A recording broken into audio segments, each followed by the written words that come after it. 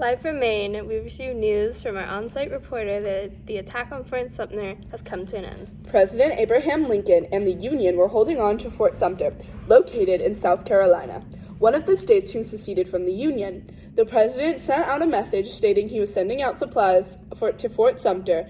Many of the rebels had gone and attacked the fort at 4:30 a.m. 2 days after the attack had finished, President Abraham Lincoln asked for large groups of men to be ready to fight for the North. You have to make the choice if you will fight for your country or if you will fight with the rebels. We have heard that the Confederacy have planned to use the King Cotton Plan, in which they plan on cutting England's supply of cotton off until they choose to help the Confederates. The Union, however, is planning on using the Anaconda Plan, in which we plan to constrict by blocking the Confederates from all sides. There has recently been a battle between both sides at Bull Run. We have just received news that the Confederates had won at Bull Run. Thank you. Tune in next time for accurate, updated news.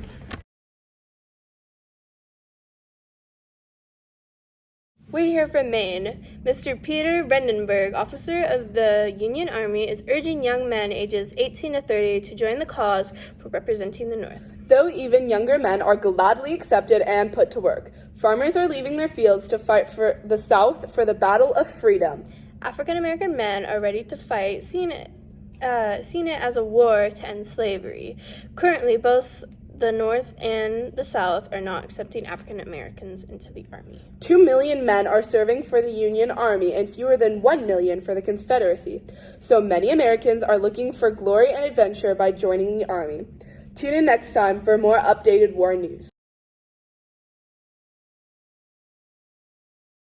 Here from Maine, there's no one in sight. Mr. Ulysses S. Grant is Union General in the West. Fort Henry and Fort Donelson has been captured. The capture of Fort Henry has opened a river right to the heart of the South. These open rivers now let our gunboats travel as far as northern Alabama.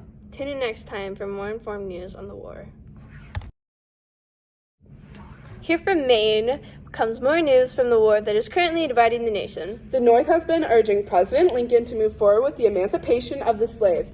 However, President Lincoln is hesitant as his main priority is to keep the Union together. In a speech made by President Lincoln, he states that if he could free any amount of slaves and keep the Union, he would. After General Lee's forces were stopped at Antietam, Lincoln decided to act.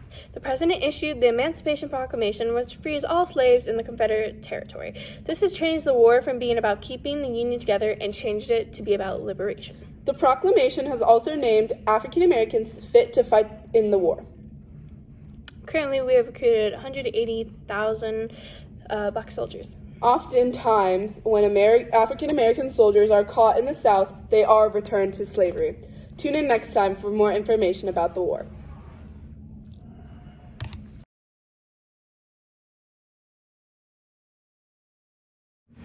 Here from Maine, we're here to report that riots have been breaking out in the South.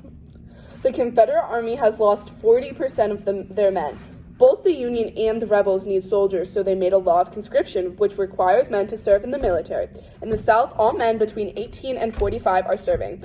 Though planters with more than 20 slaves could avoid serving and rich men could hire substitutes, but this could cost up to $6,000 US.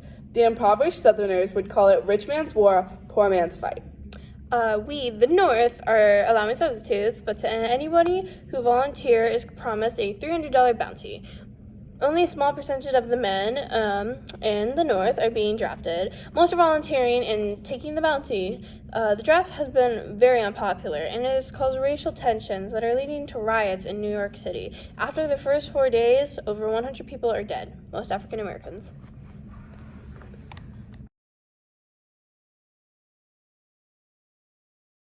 Today, horrible news has stricken the nation.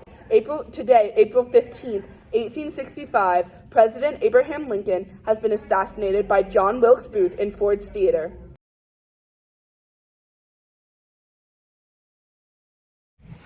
Today, April 26, 1865, John Wilkes Booth has died. John Wilkes Booth, the man who assassinated our late President Abraham Lincoln.